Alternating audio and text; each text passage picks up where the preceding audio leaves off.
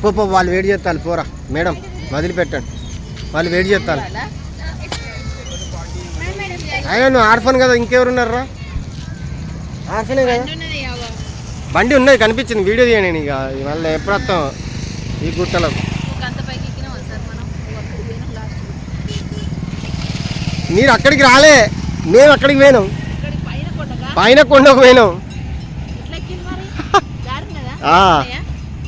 ఈ మధ్యలోకి వెళ్ళి ఎక్కుతా చూడండి ఈ మధ్యలోకి వెళ్ళి పోయి గట్ల పోయి